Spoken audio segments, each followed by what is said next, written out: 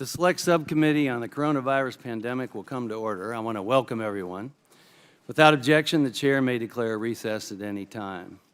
Before we start, I ask for unanimous consent for Ms. Stefanik, Mr. Jordan, Mr. Langworthy, and Mr. Moskowitz to participate in this hearing for the purposes of questions. I now recognize myself for the purpose of making an opening statement. Mr. Cuomo, welcome. I want to thank you for your willingness to participate in today's hearing and for testifying in front of the Select Subcommittee more than 2 months ago. It took issuing a subpoena to get you to then agree to testify previously, so I appreciate you coming in voluntarily today. Before we get into the substance we are here to examine, I want to tell you that this subcommittee has been threatened twice this Congress.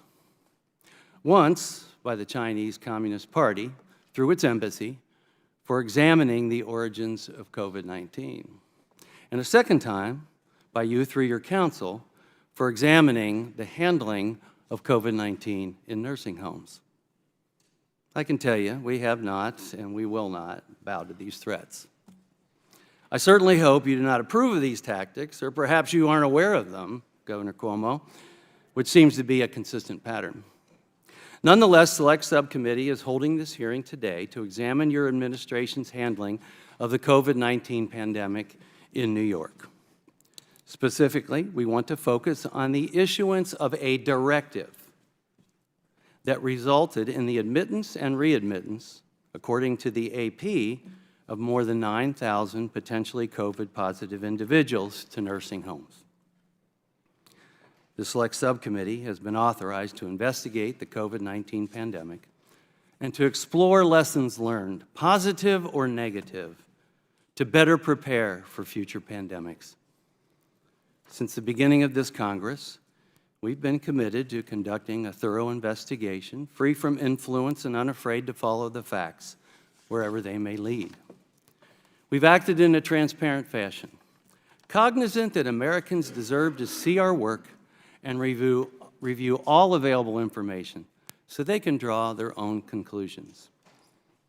We're examining actions taken by Congress, including measures I voted for, but might want to do differently or better the next time, so that when the next shocking pandemic occurs, we have looked back, found what worked and what didn't, and established a workable system so that we may endure. This is an after-action review in hopes of being able to predict, prepare, protect, and perhaps even prevent the next pandemic. In search for best pandemic practices, today's hearing is focused on New York and the March 25, 2020 directive from the New York State Department of Health issued under Governor Andrew Cuomo's leadership. In this investigation, we have reviewed more than 500,000 documents, and we've conducted 10 transcribed interviews with members of your administration, including you. Our findings are based on the evidence and testimonies that we have received. This is a comprehensive and painstaking endeavor to find out what happened in New York nursing homes, with more than 2,000 pages of testimony publicly released to support our conclusions. Simply put, America cannot move forward without first looking back.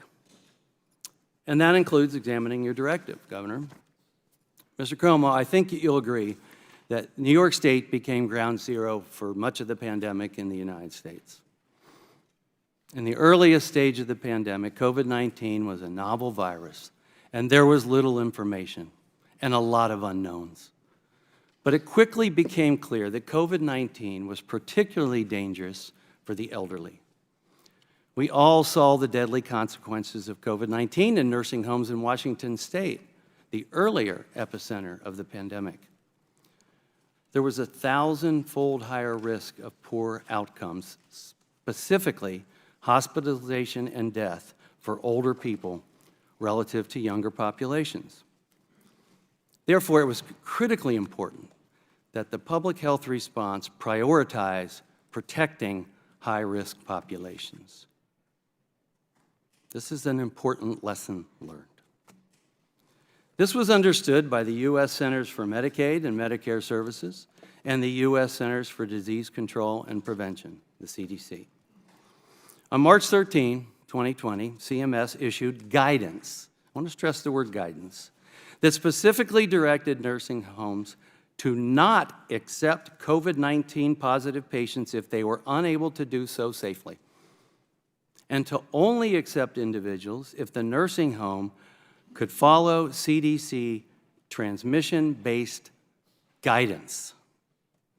Again, this guidance was a non-binding, federally issued guidance that's reflected by its language. The CMS guidance used terms such as can and should, consistent with the tone of guidance. A nursing home can accept a resident, this is a quote, a nursing home can accept a resident diagnosed with COVID-19 and still under transmission-based precautions for COVID-19 as long as the facility can follow CDC guidance for transmission-based precautions. Nursing homes should admit any individual that they would normally admit to their facility, including individuals from hospitals where a case of COVID-19 was or is present. This was not the case with the directive issued by your administration on March 25, 2020. While I know I like to play semantics and refer to it as an advisory, it's clear that it's anything but. Merriam-Webster defines an advisory as containing or giving advice. Your advisory refers to itself in the language as a directive in the very first paragraph, with your name at the top, Governor Cuomo. And it says, this directive is being issued to clarify expectations for nursing homes receiving residents returning from hospitalization and for nursing homes accepting new admissions. Merriam-Webster defines a directive as an authoritative order or instrument issued by a high-level body or official. That's what that was on March 25, 2020. In your case, that carries the weight of all. Your directive uses words like shall, must, and prohibit. It directs that all nursing homes must comply with the expedited receipt of residents returning from hospitals to nursing homes. It directs no resident shall be denied readmission or admission to the nursing home solely based on a confirmed or suspected diagnosis of COVID-19. An authoritative directive from the state of New York with the authority of law. No resident shall be denied readmission or admission to the nursing home solely based on a confirmed or suspected diagnosis of COVID-19. It directs that nursing homes are prohibited from requiring a hospitalized resident who is determined medically stable to be tested for COVID-19 prior to admission or readmission. See, here's the problem. Medically stable can still mean highly contagious. The language in this directive is not advisory and it's not non-binding. The CMS guidance was and still is advisory and non-binding. Directive with the authority of law supersedes guidance. Prohibited means not allowed, and prohibiting testing for COVID-19 is nowhere in the CDC guidance. Because of this language, the March 25 directive was dubbed a must-admit order by the public and press, and rightfully so. Those words are not in there, but that's how it became known in the common vernacular in the public and press. But your directive was not consistent with federal guidance, nor consistent with medical doctrine. You do not put highly contagious patients in with vulnerable patients subject to infection, and in this case, death. Your former commissioner of the Department of Health told us that you received the phone call from the Greater New York Hospital Association asking you to do something about nursing home residents that the hospitals wanted to be able to discharge. He testified that you were told that these patients needed to go home. And while you testified that you were not aware of the directive until April 20, 2020, you decided to keep it after learning about it. It remained in effect for almost 3 weeks after you knew about it. Governor, you own this. It's your name on the letterhead. This is your directive, whether you knew about it or not. You're the leader. The buck stops with you, or at least it should. It's important to look at your administration's record. 2 weeks after you learned about the order, your office changed the methodology of how nursing home fatalities were categorized. You removed out-of-facility deaths that occurred at the hospital, altering the full accounting of nursing home deaths. During your transcribed interview, when describing why you chose not to disclose the number of nursing home residents who died at hospitals, you remarked, "Who cares?" I'll tell you who cares about this. Doctors and nurses trying to save lives care about this. People dying and their families, they care about this. If someone contracted COVID-19 in the nursing home and died at the hospital, it matters. It is scientifically significant to know where, how, and why someone contracted COVID-19 and died if we're going to prevent this in the future. That is important data. In July of 2020, you released a report under the auspices of the New York State Department of Health that blamed nursing home employees rather than your directive for the deaths that occurred in nursing homes. Your spokesperson, Rich Azzopardi, described this report as peer-reviewed. I'm not sure if Mr. Azzopardi understands the peer review process. An effective response to the pandemic required a willingness to adapt to evolving data, to new information. It will be required for the next pandemic as well. It's important to review the data, actual data, to recognize the dangerous and disastrous consequences of your directive. A directive that goes against medical protocols and is considered by many medical professionals to be malpractice. You wrote in your book that it wasn't your, quote, place to filter or edit the truth, end quote. But it's clear that it seemed to be someone's place. You said, who cares? But we do care about the truth, because it's obvious that you don't like the out-of-facility nursing home deaths. It's a truth that matters. And that's why we're here today. To ask why you made the decisions that you or your executive team made. To try and account for your actions and responses without naming and blaming others, as you have repeatedly done, because we need to help America be prepared for the next pandemic and to protect American lives. And because infectious diseases like respiratory viruses don't recognize borders, we want to protect lives beyond our borders as well. I look forward to a strong, on-topic discussion today, and I would now like to recognize Ranking Member Ruiz for the purpose of making an opening statement. Thank you, Mr. Chairman.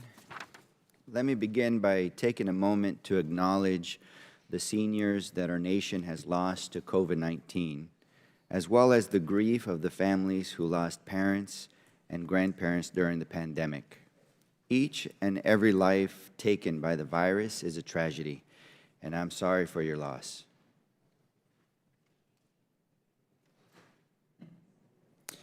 With 4 years having passed since the height of the COVID-19 pandemic, many of us have become numb to the grave uncertainty that we faced in 2020. That spring, as a novel virus took hold across our nation, hospitals overflowed with patients as hundreds and eventually thousands of Americans died each day. Frontline healthcare workers were forced to wear garbage bags as gowns, and life as we knew it had come to a total halt. things were in absolute chaos.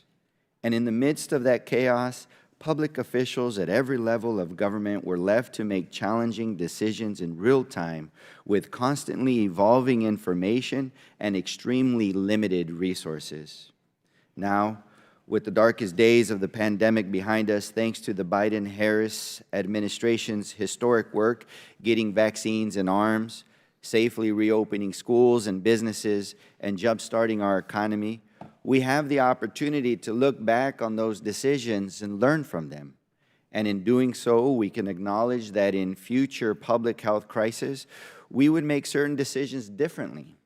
One such case is policies that arguably required the readmission of COVID-19 patients back into nursing homes without infection prevention and control in an early effort to relieve hospital strain.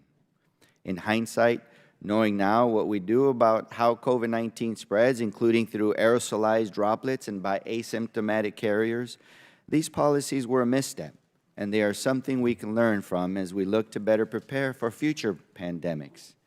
However, we must be comprehensive in our examination of where things went right and where things went wrong in responding to COVID-19.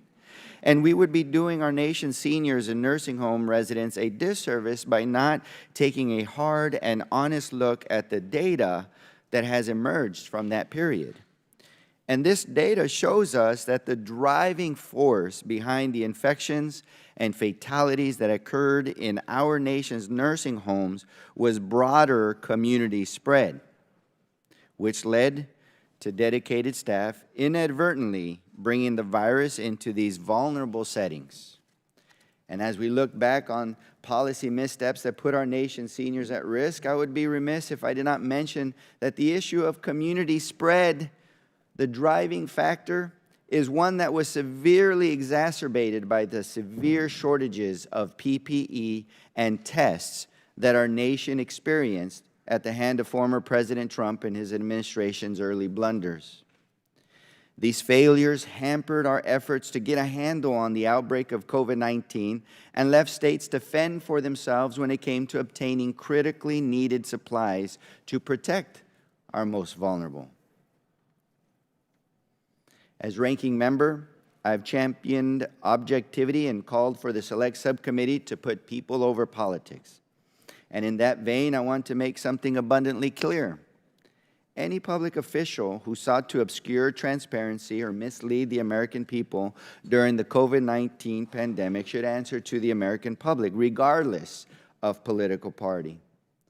And that is why the former governor and members of his administration faced serious questions from both sides of the aisle about allegations that they misrepresented nursing home fatality data to evade public scrutiny during the closed-door transcribed interviews that led up to this hearing.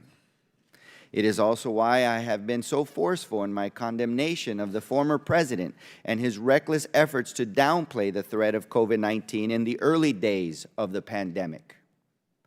The American people deserve honesty, transparency, and integrity from their public officials, full stop. At the same time, I continue to believe that the greatest thing we can do for the American people is contribute to forward-looking work of preventing and preparing for future pandemics. That is why today, I am leading Select Subcommittee Democrats in announcing new legislation to strengthen infection control and prevention efforts in our nation's nursing homes. The Safer Nursing Homes Act is forward-looking legislation that makes new, robust investments in the Centers for Medicare and Medicaid Services survey and certification efforts, which uncover incidents of poor or substandard care to be available for these crucial oversight activities. Our new legislation builds on the Biden-Harris administration's legacy of protecting and advancing the health of our nation's seniors. Earlier this year, the administration finalized its long-term care staffing rule, which establishes new federal standards to ensure that our parents and grandparents and nursing homes receive the highest quality care. And in 2022, President Biden and Vice President Harris took on Big Pharma and signed into law the historic Inflation Reduction Act, which capped the monthly cost of insulin at $35 for seniors a month, and finally allowed Medicare to negotiate for lower prescription drug prices. One thing is certain: there is still more we can and must do to protect and advance the health of our nation's seniors. As we look to strengthen our nation's preparedness for future pandemics and public health threats, it is my hope that the Select Subcommittee can play a meaningful role in this work. And in service of every senior who we lost too soon at the hands of the pandemic, it is my hope that we can work together, every member of the Select Subcommittee, to make progress on this critically important mission so that we can save future lives. With that, I yield back. Thank you, Dr. Ruiz. Before we proceed with witness statement, I want to announce a subpoena to the Governor of New York for documents related to Mr. Cuomo and his March 25th directive. The subpoena is vitally important as this inquiry continues, and because the current governor is improperly withholding documents from Mr. Cuomo's time that are responsive to our requests. We hope that Governor Hochul lives up to her promise of transparency and proceeds without further delay. Our witness today is Mr. Andrew Cuomo. Mr. Cuomo was governor of the state of New York from 2011 to 2021. Pursuant to the Committee on Oversight and Accountability Rule 9G, the witness will please stand and raise his right hand.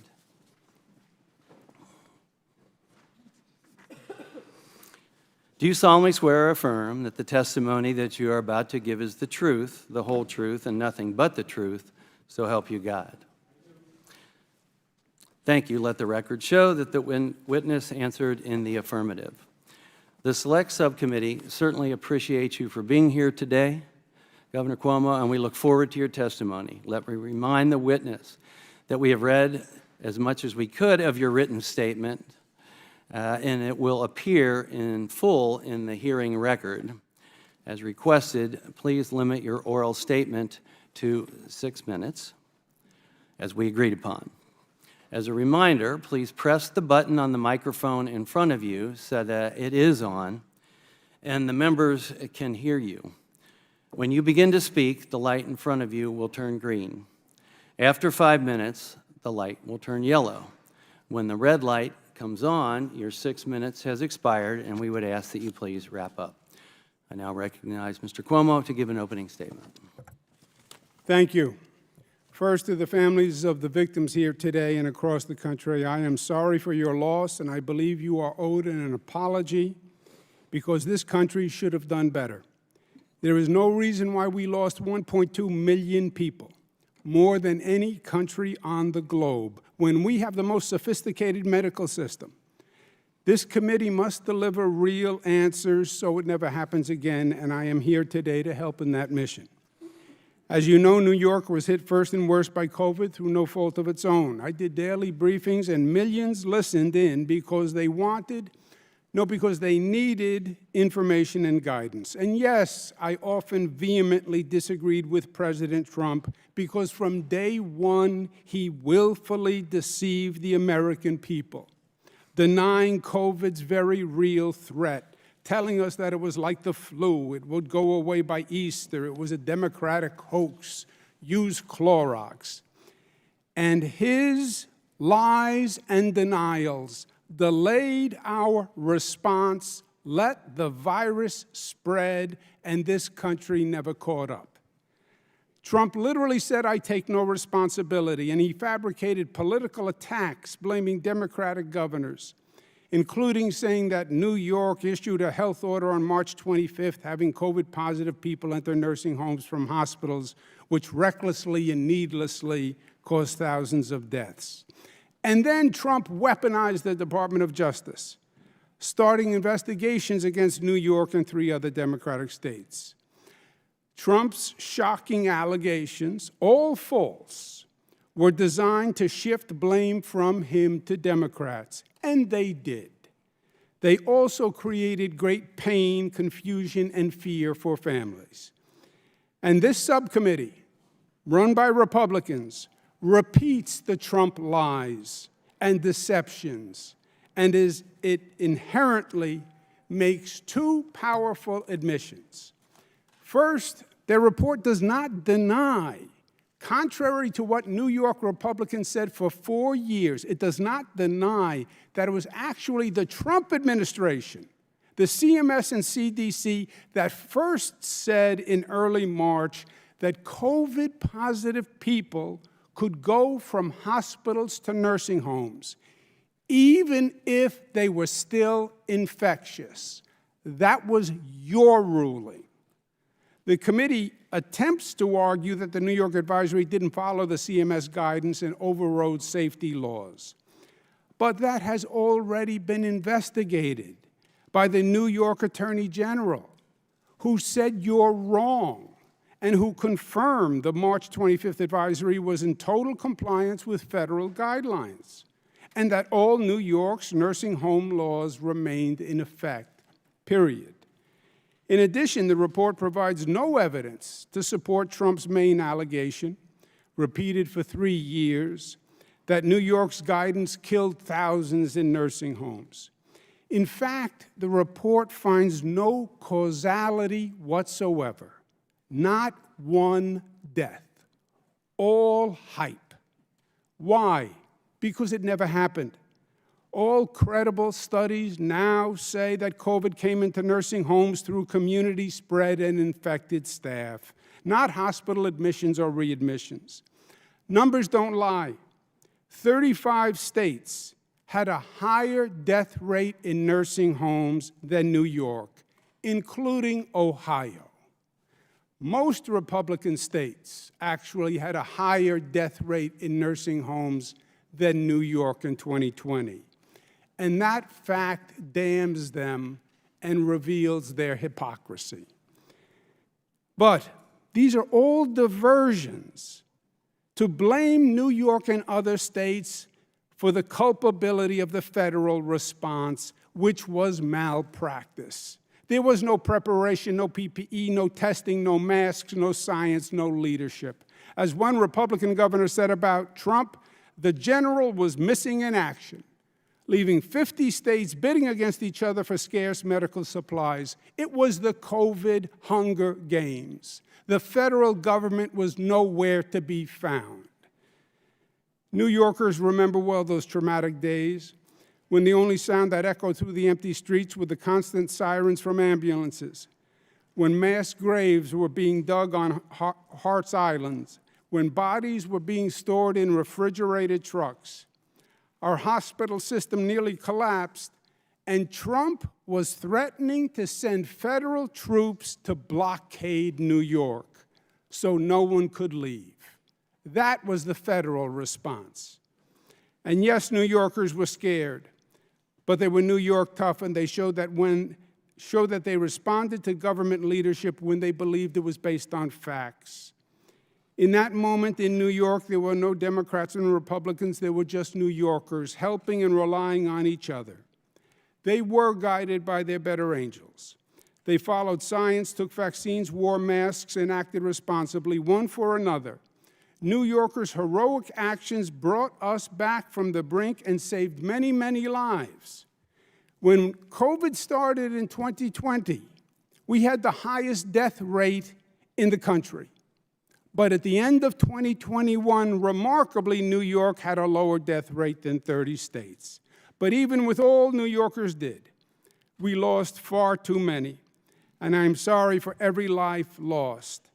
In closing, I know this is a political year, and I have testified before many, many congressional committees, but this issue really matters. There will be another pandemic, and they will pull out your report for guidance. I hope it has real answers. God forbid 1.2 million people died in vain. Thank you. Thank you. I now recognize myself for as much time as I may consume for questions, with equal time being afforded to the ranking member of the committee. The question is asked, did the federal government require that the state of New York mandate that its nursing homes admit or readmit residents? The answer is no. Did the federal government mandate that your state issue a directive that prohibited a nursing home from testing an admitted or readmitted resident for COVID-19? The answer is no. In fact, I don't believe I'm aware of any other state besides yours that expressly prohibited a nursing home from testing returning or newly admitted residents. Only in New York. The other states that have been alleged issued similar orders, none were in place as long as New York. So many states reversed course. And I surmise, because it doesn't take a doctor to realize that it was a dangerous, misguided plan. Nevertheless, Governor, you've maintained and testified to us since the pandemic that your directive was based on and consistent with CMS and CDC guidelines. You're a lawyer, so you know the difference between permissive versus prescriptive language, I assume. And the word shall and must, are they permissive or prescriptive? Governor, are the words shall and must permissive or prescriptive? It depends on the context. Okay. Well, those words are right in the directive. This was not advisory or guidance. You have also claimed that the directive followed CMS and CDC guidance. Did you ever speak with anyone at CMS or CDC about the directive beforehand? You'd have to ask the Department of Health had those conversations. So what you're saying is you did not ever speak with anyone at CMS or CDC about the directive beforehand. I'm asking you. I can ask them later, but I'm asking you. I spoke to the CMS and CDC about a number of matters. Did you speak to them about the directive beforehand, your directive? I did not speak to them about this directive, Okay. to the best of my recollection. Not even after? After the directive, did you speak with them? To the best of my recollection, no. Okay. Nor did they speak with me. Not even to ensure that what you No, were... they never called. Okay. In fact, no one we interviewed said they consulted with them to ensure the applicable science was being followed. Former White House coronavirus coordinator, Dr. Deborah Birx, she was in charge of all federal guidance in 2020. She testified that your order absolutely violated CMS guidance. Is it your position that Dr. Birx lied? My position is you deceived Dr. Birx. You suggested to Dr. Birx that we did not have transmission-based precautions in place, and that was not true. As you know, the Attorney General conducted this investigation. This is not new news. These charges were made 4 years ago. You then had 3 Department of Justice investigations that reviewed them. You then had an Attorney General's investigation that reviewed them. The Attorney General of New York, who governs the New York law and interprets the New York law, found exactly contrary to what you are saying and said it repeatedly. And you know she said it repeatedly. She said, quote, the March 25th advisory did not require admission of COVID-19 patients into nursing homes, but rather said the admission could not be denied solely. Merriam-Webster says that means only on the basis of the COVID diagnosis. The Attorney General said, while some commentators, and these were Republican commentators she was referring to, suggested Department of Health March 25th guidance was a directive that nursing homes accept COVID-19 patients, even if they could not care for them, such an interpretation would violate statutes and regulations that place obligations on nursing homes to care for residents. The March 25th guidance was consistent with the CMS guidance.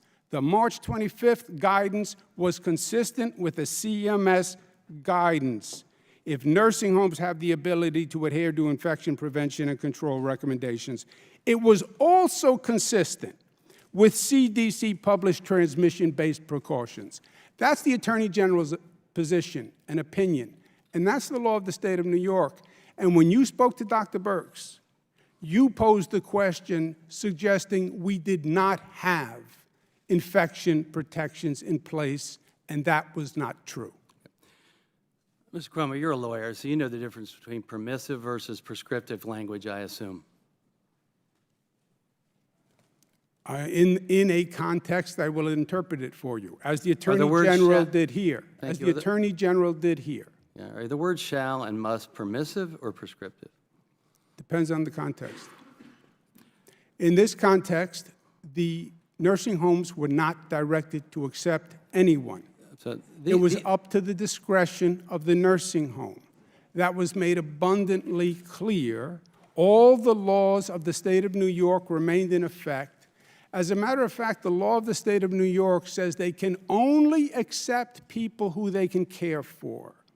The law of the state of New York says they have to do a full diagnosis before a person comes in. If they have a communicable disease, they have to have a written letter saying the person is not infectious or an infection plan in place.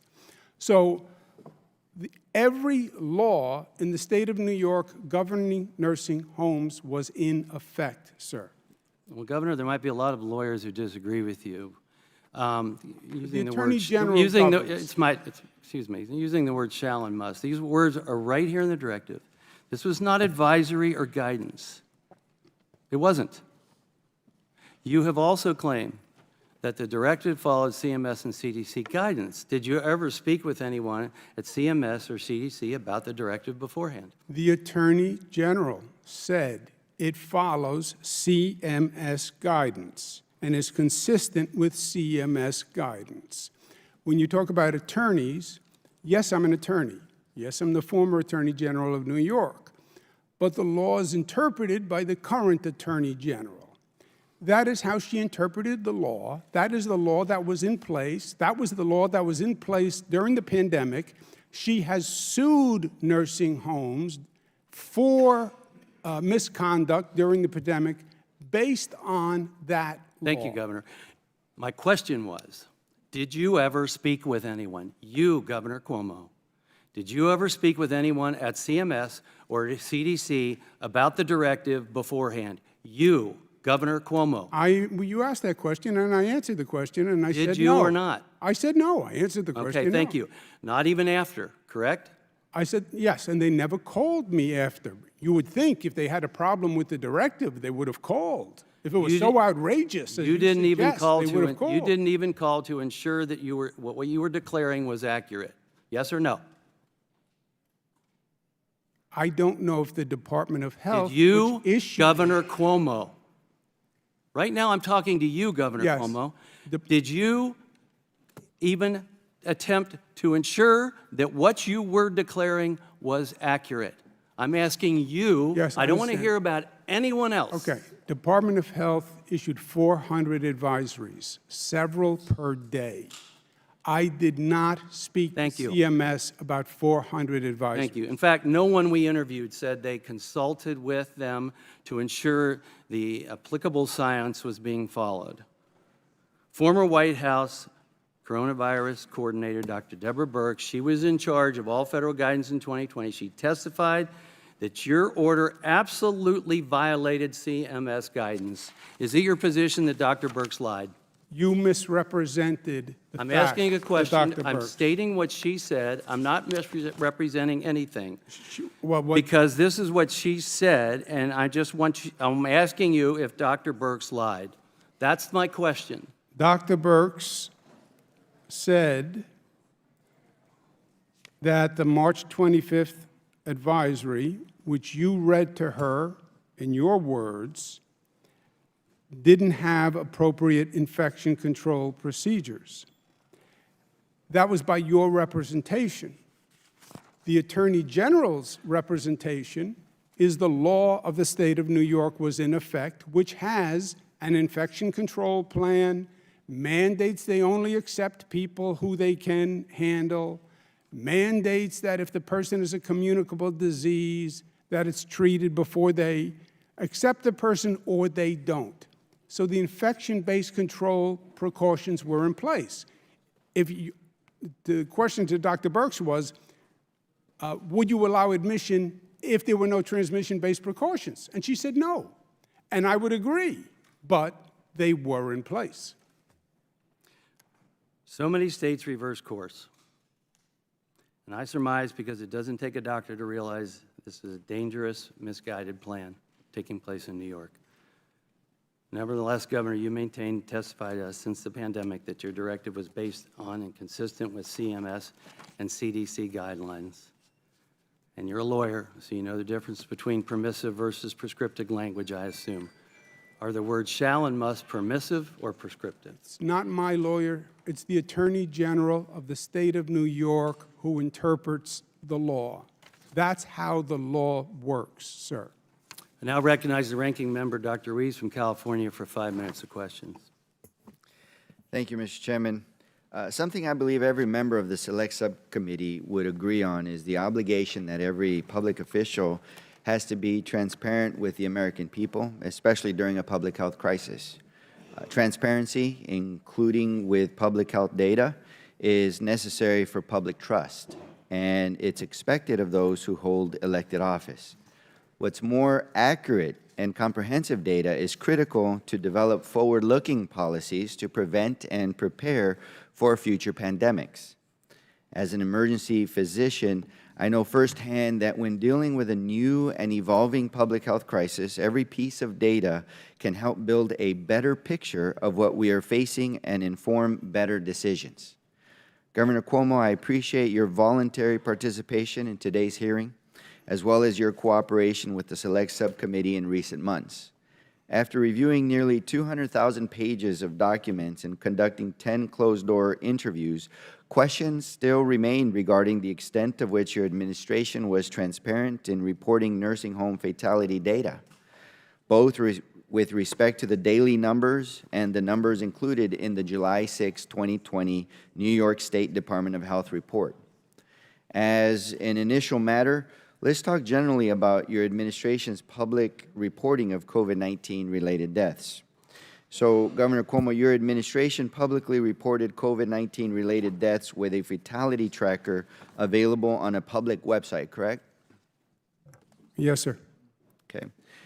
The New York State Department of Health also posted a daily report specific to nursing home deaths on a publicly available webpage, right? I don't know specifically what the Department of Health had separately. Okay. Initially, the nursing home fatality data included deaths both in facility and out of facility, meaning in the nursing homes or nursing home patients who were moved out of the facility to a hospital, for instance. However, in early May 2020, this reporting changed to only in-facility deaths. Was this change your decision? No, sir. Whose decision was it? I don't know. This change obviously made the reported number of nursing home-related deaths lower. Do you know if that was the reason for changing the reporting? No, if I may, Doctor. Every day, I personally did a daily briefing and reported the number of deaths. The surest place with the most certainty was this is the place where they died. Every night we got a census from the hospitals. Every night we got a census from the nursing homes. Total nursing home deaths, total hospital deaths. I had confidence in those numbers. As the Republicans started this nursing home scandal theory, there were more requests for more subcategories. At-home deaths, probable deaths, presumed deaths, in facility, out of facility. And dealing with those subcategories, the numbers were less than certain and they were highly problematic because you were calling up a nursing home and basically asking them to do a forensic audit in the middle of a pandemic. Please track this patient. They went from the nursing home to home, and what happened? They went from the nursing home to the hospital. Can you find out what happened? The confidence level in the out-of-facility deaths or presumed deaths was very weak and very low. It was very important to me that whatever I said, I knew was accurate. They asked for out-of-facility deaths. They asked for presumed deaths. I said, when we have accurate numbers, I will release them. But I'm not going to release numbers that I don't believe and we have reason to believe were false. And there was a lot of double counting and a lot of mistakes in those numbers. And doctor, my briefings attracted people because they got the truth. And whereas President Trump would say a different thing every day, I only said what I knew to be a fact. And I was not going to put out a number unless I knew it was true. I said I was not putting out the out-of-facility deaths until I knew they were true, but the total number was unchanged. In other words, the out-of-facility deaths would have just reallocated deaths from hospitals to nursing homes and reduced the hospital number. But the total death number was exactly the same. So the daily reporting was not the only way the New York State Department of Health shared nursing home fatality death with its public. There was a report released on July 6, 2020 that purported to be an in-depth analysis of nursing home data. During the past several months of transcribed interviews, select subcommittee staff heard from multiple witnesses that this report started off as a data-driven scholarly article with work from several Department of Health employees. But prior to its release, decisions were made by members of your executive chamber who were not public health experts to change the numbers in this report. Again, the changes made lowered the number of nursing home-related fatalities included in the report. So were you aware of the fact that there were seemingly two versions of what was released as the July 6, 2020 New York State Department Health Report? Yeah, the purpose of the July 6th report was not to do a scholarly article for a medical journal. We were in the middle of a pandemic. And there may have been people who wanted to do a scholarly article for a medical journal, but this had a much more practical purpose. We're in the middle of a pandemic. How was COVID getting into the nursing homes? That was the question. How was COVID getting into the nursing homes? And that was the purpose of the report. There were multiple sets of numbers because the numbers kept changing because the nursing homes were under tremendous pressure, and this was a tremendous accounting task that we were asking them to do. The report used the verified numbers, and I said, because this was a question every day, doctor, this was not like surreptitious.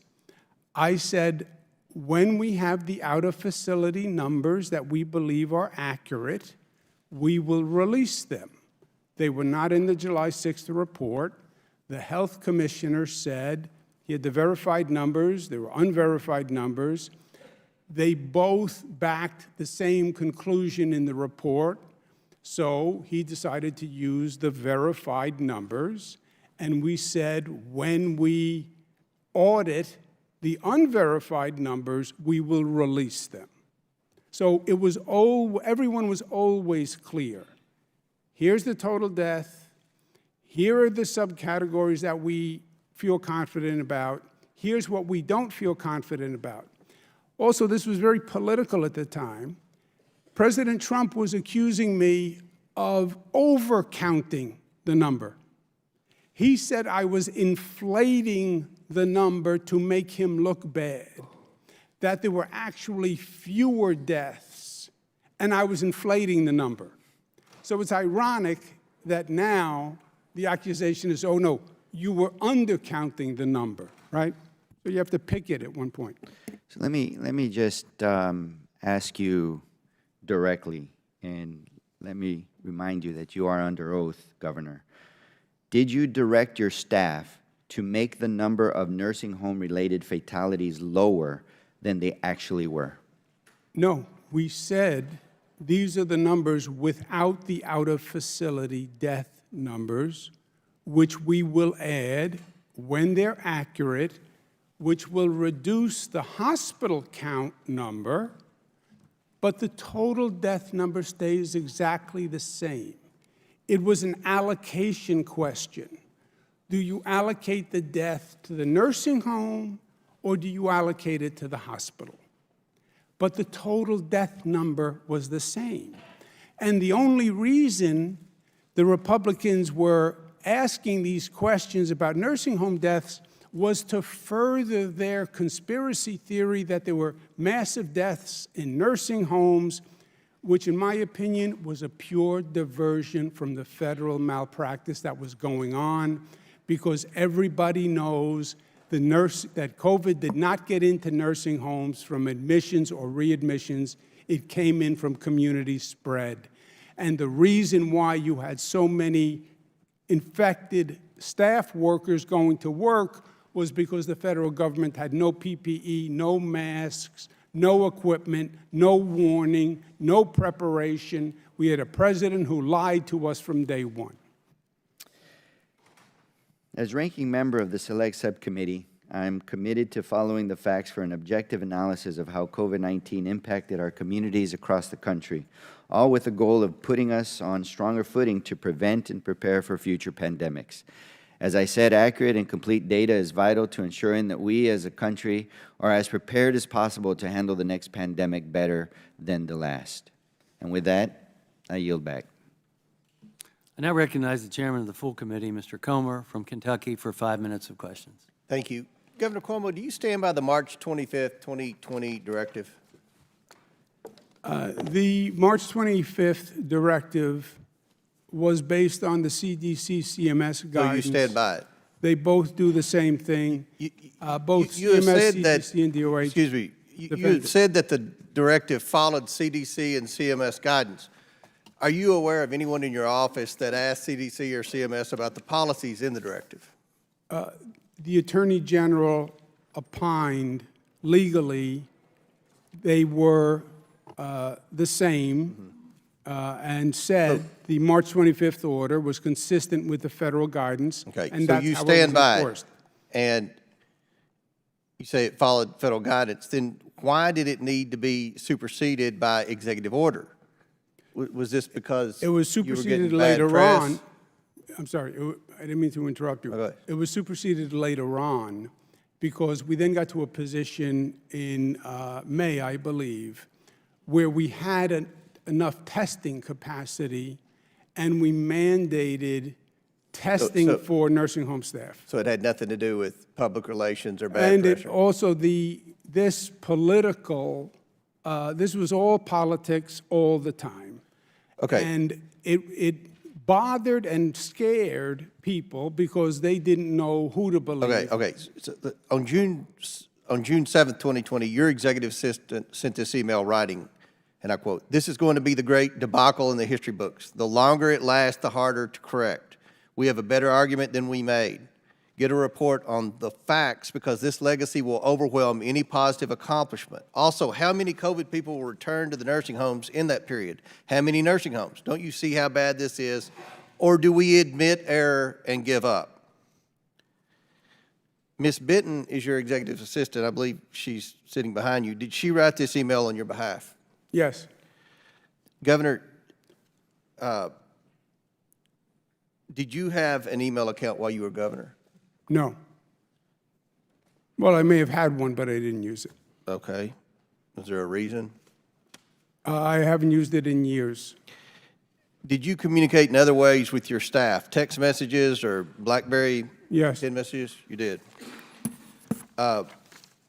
You just said that you stood by the directive, but this email asked if it was time to admit error and give up. Was the March 25th directive an error? No, this was the last line, sir, was tongue-in-cheek. Okay. This was an ongoing, raging political debate where the Republicans were saying March 25th caused deaths. So I said, answer it fully. I understand, Governor.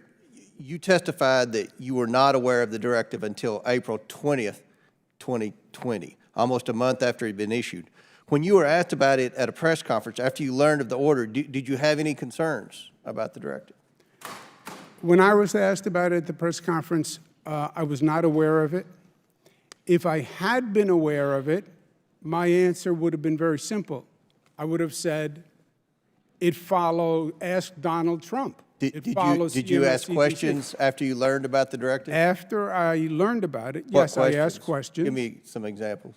I was debriefed by the Commissioner of Health, who said, this is the theory of CMS and CDC and DOH, that these people are no longer infectious. Did you ever discuss terminating or amending the directive after you learned of it?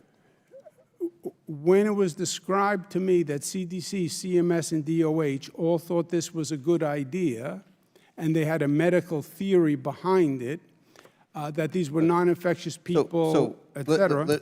For time's sake, Governor, to return to the email, why did you direct your staff to get a report on the facts? Well, just to counter the newspaper story. So on July 6, 2020, the Department of Health issued the report you requested. Was this report peer-reviewed? I don't know. It was not. Was this report in a medical journal? It was not. It was a It was government not. report. It was not for a medical journal. Was the executive chamber involved in the drafting and editing of the report? I'm sure the executive chamber was involved. So you requested a report on the facts, and you got a report that was not peer-reviewed, not in a medical journal, and drafted and edited by the very body accused of wrongdoing. So, Governor, do you stand by the July 6 report? So this is in real time we're acting. An agency is taking an action. You ask the agency for a report on the action. Governor, my time has expired. Mr. Chairman, what's clear is the governor was desperate to change the narrative, to dispel of the notion that his administration failed nursing home residents, that he failed to ask any questions. And Governor, I believe you failed to follow the facts, and it's now clear that you should have done what your assistant suggested in the email, and that was admitted error and given up. If you believe the CMS and CDC were wrong, then that would be your position. I now recognize the ranking member of the full committee, Mr. Raskin from Maryland, for 5 Mr. minutes. Chairman, thank you very much, and Dr. Ruiz, thank you. Thank you for your testimony, Governor Cuomo. The allegations that have been brought against you today are obviously serious, and because we on the Oversight Committee believe in accountability for all public officials, I appreciate your willingness to participate voluntarily in today's hearing and to answer every question coming at you and to address what the majority is saying. But I confess, Mr. Chairman, that I'm appalled by the majority's decision to evade and bypass the central events of the epidemic for totally political reasons. The broader and authentic context for this hearing is, of course, the spectacular failure of Donald Trump's reckless and incompetent pandemic response, a failure which led to the unnecessary deaths of tens or hundreds of thousands of American citizens, according to Trump's own officials. In fact, Donald Trump's knowing and willful lies cost America at least tens of thousands of deaths, according to his own White House coronavirus response coordinator, Dr. Deborah Birx, who the chairman just cited as a decisive professional and medical authority. And she told the select subcommittee that more than 130,000 lives would have been saved during the Trump administration if basic and proven public health measures had been implemented instead of disregarded. On January 22nd, 2020, when America identified its first case of COVID-19, Trump stated, quote, "We have it totally under control." He goes on to say, "One day it's like a miracle. It will disappear. It is going away." He then proceeded to abdicate any responsibility for our pandemic response and said, quote, "I don't take any responsibility at all." When he systematically failed to supply the states with critical medical equipment and PPE, he set off an interstate death match for medical supplies, telling governors simply to, quote, "Try getting it yourselves." Donald Trump said about the virus, "I always wanted to play it down." Despite privately acknowledging that COVID-19 was deadly stuff, he deceived America, assuring everyone the virus was, quote, "just a little like the regular flu." And he embraced the herd immunity theory that some of his advisors were promoting, which was, again, a dangerous and destructive thing to do. After watching the bodies pile up outside hospitals and morgues, Trump then announced he had magical cures. He gave quack advice that hydroxychloroquine or disinfectant might be effective treatments for COVID, and he predicted the virus would, quote, like a miracle, disappear by Easter. Despite advice from Dr. Fauci, Trump touted hydroxychloroquine and azithromycin as, quote, game changers to be put in use immediately. This is the context within which we are discussing a very serious and yet nonetheless state-based detail of one policy that's being controverted. And I appreciate the fact that Governor Cuomo has appeared voluntarily to answer the questions. Where is Donald Trump to answer the questions about his horrific negligence as identified by his own COVID-19 advisor? Governor Cuomo, New York was one of the states hit first and hit hardest by the pandemic. And I'm sure you have some regrets about the decisions that were made in the federal government, at the state level, including in New York at the local level. But do you have any doubt that Donald Trump's lies about the virus and his deliberate failure to develop a national policy to help the states made it more difficult for New York and other states to manage their pandemic response? Congressman, I lived this like few others. I have little doubt that the problem here was what happened with the federal government. They want to blame the states. They want to focus on New York. I understand why. It's a blue state, et cetera. New York was the 29th lowest in nursing home deaths. Most Republican states had many more deaths. Is that per capita or hard numbers you're talking about? That is pro rata, so per 1,000 nursing home deaths. So state of New York, for example, had 70 deaths per 1,000 in nursing homes in 2020. Ohio, for example, had 97 deaths. You don't see Ohio here today, or any of the other Republican states. It's just a diversion. What happened here, and the number that matters is 1.2 million died, more than any country on the globe. How do you explain that the United States lost more people than China, that has 4 times the population? And we know why we lost, why this happened, because the president denied it for months. The CDC had no tests. There was no PPE. And we lost 3 months before the president woke up and realized that there was a virus, and it was too late because the infection had spread, and you're not going to catch up. But did you have a problem with then President Trump repeatedly praising President Xi for the pandemic response in China and saying that he was doing a marvelous job? The president's response was horrific, and the major cause why the virus spread and why it became out of control. The gentleman's time had expired, so I now recognize Ms. Stefanik from New York for 5 minutes of questions. Thank you, Chairman Wenstrup. Today is long overdue. And just as a reminder for the public tuning in, we are here today on behalf of the over 15,000 vulnerable seniors in nursing homes who died because of Governor Cuomo's fatal executive order on March 25th, damning them to this horrible fate, including constituents in my district and every congressional district in New York State. I also want to recognize the families and advocates who have been working tirelessly on behalf of their loved ones amidst this grief, who have been smeared, attacked, and denigrated by Governor Cuomo and his most senior aides. Let me begin first. After months of inquiry and investigation, we now know irrefutably what New Yorkers have known for years, that Governor Cuomo himself and his most senior aides ordered, directed, and executed this deadly executive order counter to CMS and CDC guidance. Our investigation also reveals, a bipartisan investigation, that the disgraced former governor and his top aides were caught covering up their culpability and guilt to selfishly save their shredded reputations. I want to start with the March 25th directive.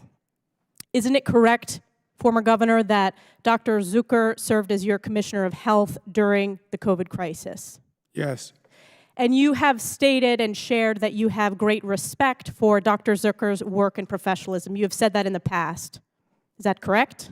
I don't know if I've used those words, but I'll take your word for it. Do you have respect for Dr. Zucker and his professionalism? Yes.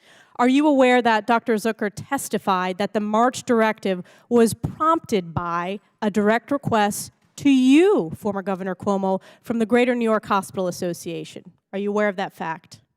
I'm not aware of his testimony, no.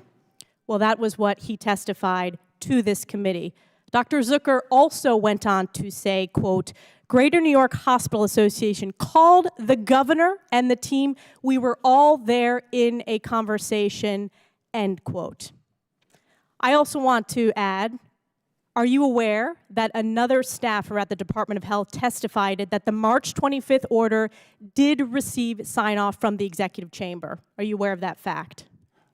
No, I'm aware of the testimony to the exact opposite that you received. That is incorrect. He said, yes, absolutely.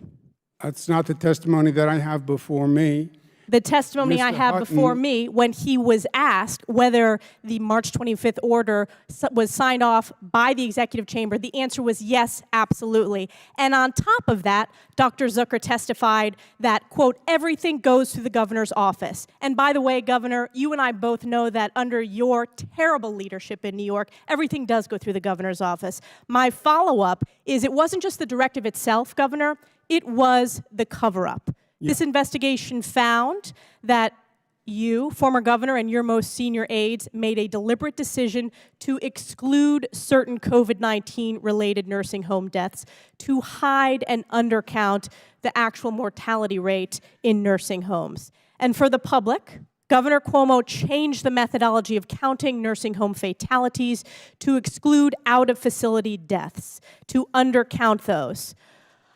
I want to ask you, what period of time were you negotiating for your book deal? Congresswoman, if there is a fact in what you said... No, I'm asking you a question. I'm asking you a question. What dates did you negotiate for your book deal? That is the question before you today. I'm answering a question that No. asked. The question that I asked... My testimony says, during No. that time, did you have any discussions with the executive chamber regarding the need for guidance? That's not the testimony I'm referring to. Not that I recall. Absolutely Not was the that I answer. recall. Governor, absolutely. You're throwing your staff under the bus. You are culpable for this. My question to you is, when were you negotiating for your multi-million-dollar advance deal for your book as seniors were dying in nursing homes? That is the question in front of you. You can't make up facts, Congresswoman. You're the one making up facts. You're the one who undercounted nursing home deaths. You're the one who I want to ask right now.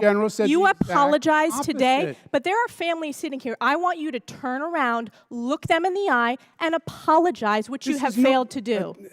Will you do it? This is not about political theater. It's No, about this is giving about answers. accountability. Why did 1.2 million Americans die? Why did more Americans die than any country on the globe? You're the former governor who's disgraced under oath. Why did you let the president lie to the people of the United States? This executive order was under your name. It was counter to CDC and CMS. Why did you let President Trump lie? This is about those seniors, Governor. They deserve to hear from you in the eye that you apologize, that you were negotiating for a multi-million-dollar book deal. It is a disgrace. There is a reason why you were the former governor of New York State, and you will never hold elected office again. I yield back.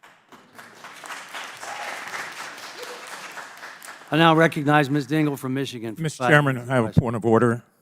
I believe the rules and decorum prohibit applause and boos and other expressions during a hearing. The audience will please refrain from applause or other voices of concern from the audience. I now recognize Ms. Dingell from Michigan for 5 minutes of questions. Thank you, Mr. Chairman. Governor Cuomo, thank you for appearing before this select subcommittee today. As you are hearing and you are aware, your administration has faced allegations that it did not transparently report nursing home deaths. I want to give you the opportunity to respond to those allegations in a calm way. On July 6, 2020, the New York State Department of Health released a report related to nursing home COVID-19 deaths. That report has since been criticized, and we've been discussing, for undercounting deaths by excluding those deaths that occurred outside of the facility, for example, at the hospital. How do you respond to that criticism? Shortly, briefly. Congresswoman, we were reporting total deaths every day, number in hospitals, number in nursing homes. This political dispute started. How many deaths in nursing homes? Let's go count those that were in hospitals, what they call out of facility. Those numbers, in my opinion, were very sketchy, and they, depending on the day, they moved around a lot. I was not going to report inaccurate information, so we specifically said, here is the nursing home number without the out-of-facility number, and when we have it, we will provide it. But it didn't change the conclusion of the report. It specifically said, we do not now have the out-of-facility number. We will provide it to you once we audit it. We did audit it. It was wrong, over 20%. And then it was corrected.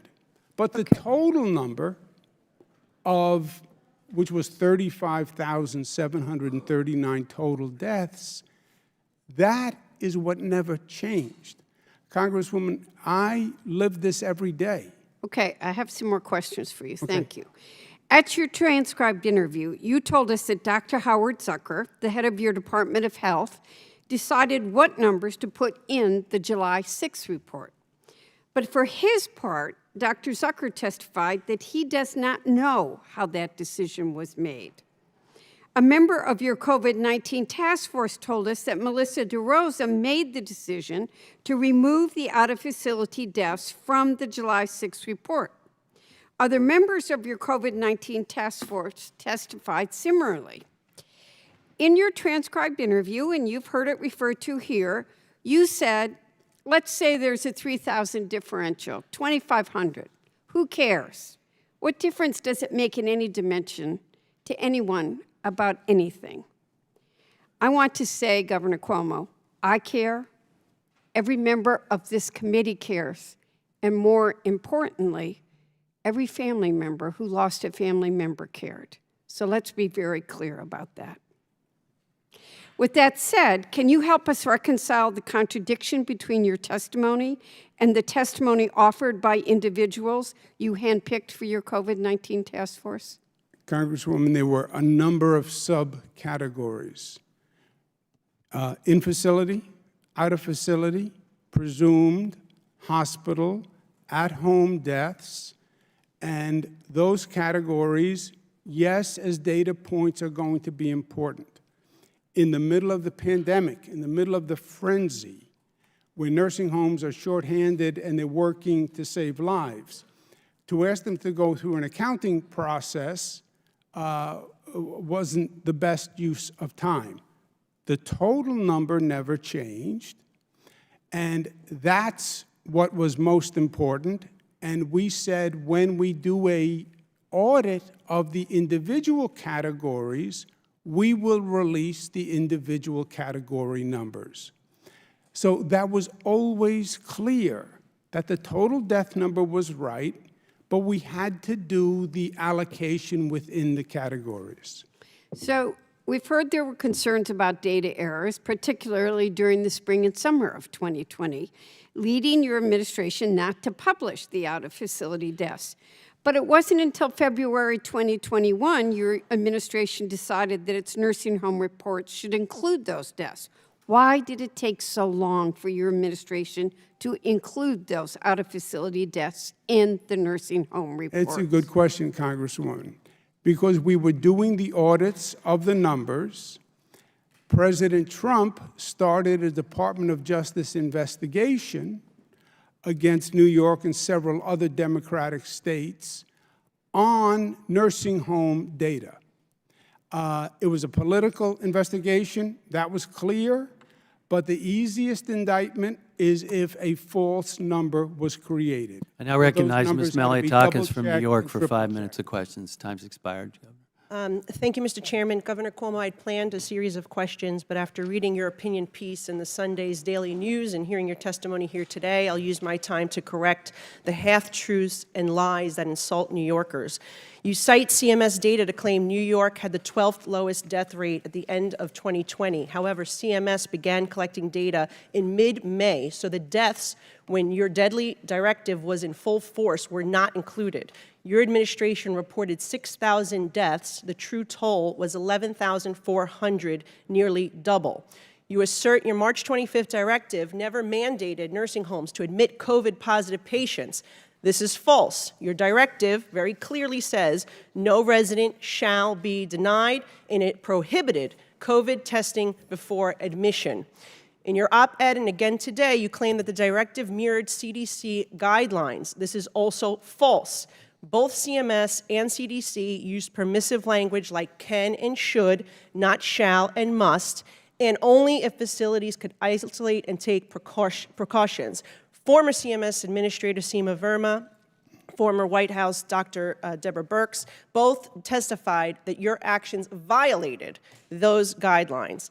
CDC and CMS would never recommend prohibiting testing, yet your directive did, all while you were sending tests to the Hamptons for your family. And you also falsely claim this directive was the standard across the country, even trying to hide behind Minnesota Governor Tim Walz's directive when Minnesota's guidance actually included caveats, precautions. It didn't prevent nursing homes from testing patients like your directive did. You claimed that the March 25th directive was to protect hospital capacity, but you had the U.S. Navy Comfort Ship and the Javits Center deployed and it was remain underutilized.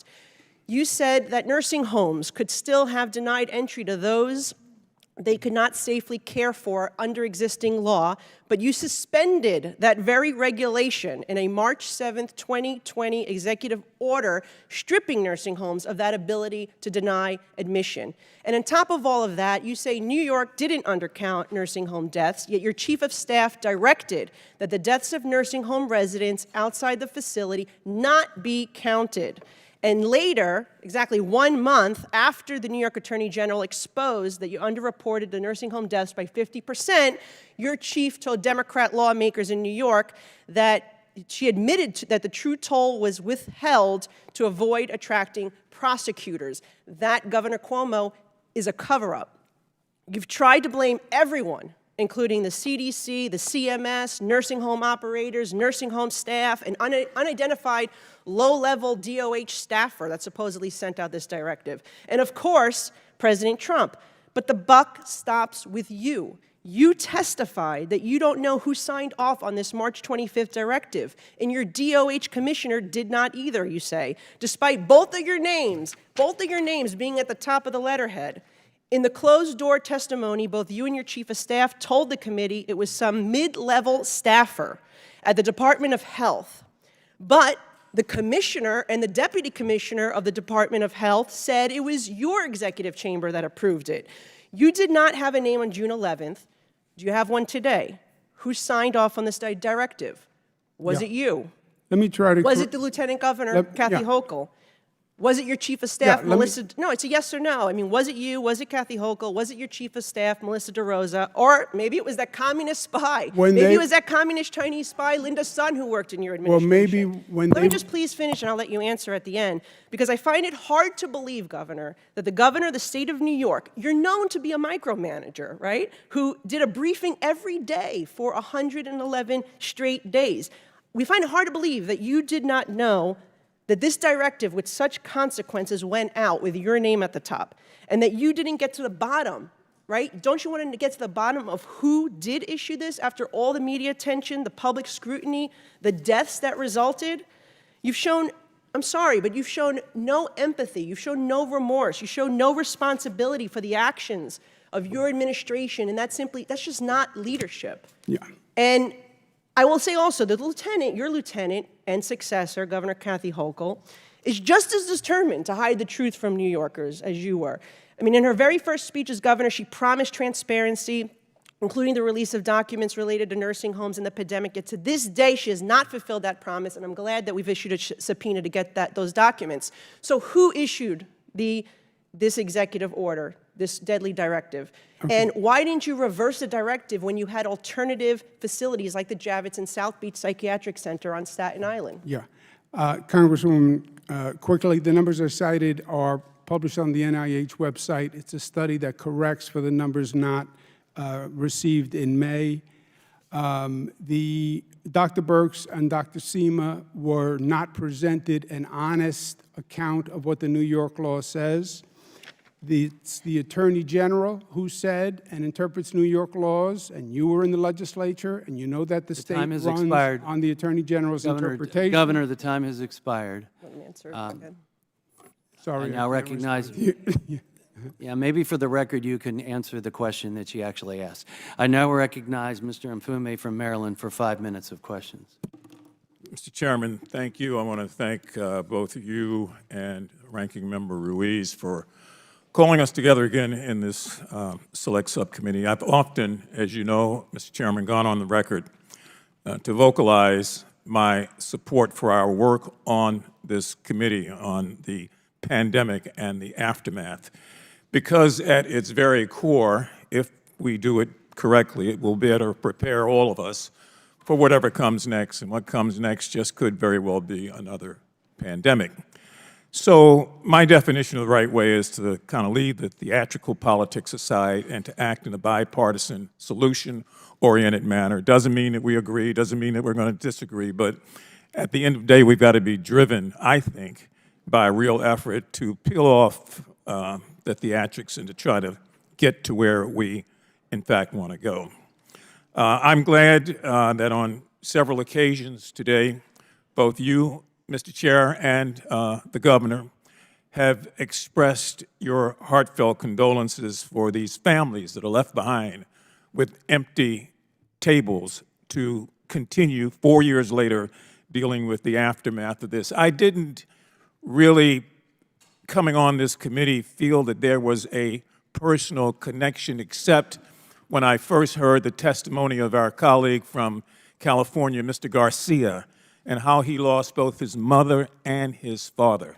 Not in New York, but across the nation. These sort of stories still haunt all of us. And so that's why I think that this committee's work is almost sacred in that regard. We've got to find a way to do all that we can to get information, to build a roadmap, and to try to limit any further damage. Governor Cuomo, thank you for appearing here voluntarily today. I've got a couple of quick questions. Is it your testimony, sir, that the nursing home deaths were not caused by CMS, CDC, or DOH policies, but rather, as you state, that was in fact not the case, but you have more to say about it, and I want you to take this moment to say that, if you would. Thank you, Congressman. This is a red herring. I understand it's sensational, and it's been great politics for 4 years, and it's a diversion from federal responsibility, which is the main goal of this committee. It's majority. But every study says that COVID got into the nursing homes from infected staff, community-spread infected staff. Neighborhoods that had higher COVID infection rates had higher COVID infection rate in their nursing homes. It literally was walked in by the staff.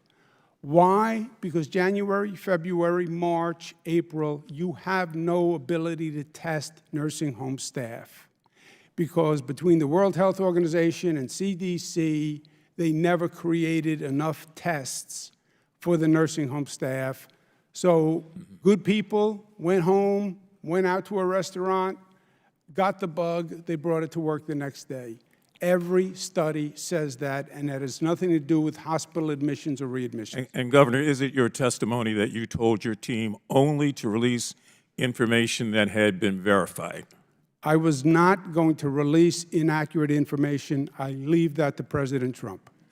Is it also your testimony that an error in judgment was made by you because of an assumption that the CDC and CMS and other federal agencies were actually providing official guidance only to be counteracted by the GAO, which made a finding that contradicted that? 100%. If there was a mistake, it said DOH was relying on CMS and CDC, and that was before we found out that there was political interference by the president and mass confusion in the management. And Governor, you have taken a moment to express condolences, to offer also the fact that you were not perfect in these decisions, that I assume if you had a chance to do it all over again, there would be some different approaches to this. What do you want this committee to take from your testimony today as we juxtapose this against this history that has gone on now for 4 years? Congressman, I think forget the politics of the 4 years and the rhetoric of the 4 years, because that's all it was. Look at the facts. How did the virus spread? This is science. This is medicine. We know what happened. We know what happens when you have no testing and no PPE and no vials. We know the science and why this country did worse than every other country on the globe. Thank you, Mr. Chairman. I yield back. Now recognized Dr. Miller Meeks from Iowa for 5 minutes of questions. Well, thank you, Mr. Chairman, and thank you, Governor Cuomo, for testifying before the Select Subcommittee today. I was hoping that we would see a Governor Cuomo that was less defensive and that was remorseful over what happened in New York, but I see that that person has not shown up today. The COVID-19 pandemic is long behind us. As a matter of fact, we were already behind it, through it, at the time this administration came into office. And an overwhelming majority of Americans have some form of immunity, whether from prior infection, which was denied by the current administration and CDC, both Dr. Fauci at NIH and Dr. Walensky as testifying before this committee. And we know more about the virus than ever before. That is undeniably true. But because of this Select Subcommittee, we've also had the opportunity to review policies, guidance, and practices from the pandemic to determine what worked and what didn't work. And let me also say, I'm one of the few members that was on this committee the last term, now my 4th year, as was Representative Raskin, my colleague on the other side of this dais, who could have easily asked you to testify when they were in the majority. However, you were never asked to testify during that 21-22 period. And they could have also asked a former president to testify. So let me just say that that could have been done. You know, as a nurse, a physician, a veteran, a former director of public health, I really understand that we need to have policies going forward that guide us for the next pandemic. And there were 2 aspects of the coronavirus that health officials understood very clearly from the beginning, from the Chinese Communist Party. 1 was how contagious it was, and 2, how contagious it was among older people and people that had medical conditions that were at an increased risk of death from the infection. In February 2021, the Associated Press published an article outlining how in New York State, more than 9,000 elderly patients who still had active coronavirus infections were sent back to nursing homes after being discharged from the hospital. Despite this clear lack of medical oversight, that number was 40% higher than what the New York Health Department originally reported, and in the same report your administration published, the overall number of deaths in long-term care facilities was underreported by half, regardless of what excuses you present today to us. The state health commissioner tried shifting the blame by claiming most nursing home deaths were from asymptomatic staff who unknowingly transmitted infection. As a former state public health director, I find it completely appalling and disrespectful that you tried to constrict your own health department in covering up your harmful policies. You prohibited nursing homes from requiring testing. The CMS guidance allowed you and allowed nursing homes, allowed states to have a decision on who got admitted if they had proper allocation and proper separation in facilities. However, if you had an infection control program, as you said here today, now, that prohibited someone infectious from being admitted to a nursing home, why would you tie the hands of nursing homes by prohibiting testing? You said, how is COVID getting into nursing homes? How in the hell would you know if you prohibited testing? Testing was available. The CDC made mistakes in their testing. We understand that. But you prohibited nursing homes from testing individuals coming from hospitals who could have easily had COVID-19. Governor Cuomo, despite you clearly understanding the likelihood of COVID-19 running through nursing homes like fire through dry grass, as you said to Jared Kushner, your administration still required facilities to accept elderly residents who had active COVID-19 infections, and you prohibited testing. It really is shameful. But yet you want to continue to deflect the blame. So did you advise Governor Newsom of California or Governor Murphy of New Jersey or Governor Whitmer of Michigan on what they should do with nursing home admissions? All Democrats. What a coincidence. Well, I'm going to ask you, did you talk to Governor Reynolds? I was on multiple calls with the Vice President and the Governors Association. Thank goodness they didn't adopt your policies. CDC Did you talk to Governor Reynolds? CDC and CMS allows the transfer of COVID-positive infectious people. And New York nursing homes do have the right they did not. to deny They anyone. did not. There was specific guidance. You did not follow the guidance. You did not allow your own public health officials to follow the guidance that was given to them. And in addition to which, we now know some states didn't adopt 6 feet distancing, nor did they adopt closing schools, i.e. Iowa did not, despite CMS's guidance, which could have been altered or adhered to by the directive of a particular state. So I find you complicit in what's occurred, and I find the fact that you don't take any, any remorse or any accountability and responsibility for what happened to be appalling. Thank you, and I yield back. We now recognize Ms. Ross from North Carolina for 5 you minutes believe of CDC questions. and CMS were wrong? Governor Cuomo, Yes. your time has expired. The time has expired. Mr. Chairman, point of order just responding. about this. When a There question is, wasn't a question. okay, but in general, wasn't a because, question. no, I've noticed a pattern, Mr. Chairman. When a question is posed to the witness, does he have the opportunity to answer it before he moves on? Because otherwise, Mr. Raskin? that's a you point got of order. Mr. Raskin, you got an additional minute and a half. And the guy Your before me time got had 2 expired minutes. when you asked the last question. Okay. We need You're changing to the subject. I'm asking you a No, point we of need to order. keep this I'm asking you a moving point of order, which is if someone poses him a question with 4 minutes and 59 wasn't seconds asked a expired, He wasn't then asked he a can question. answer it, yes? It's not a valid point of order because it's now Ms. Ross's time. So you're not going to answer the question?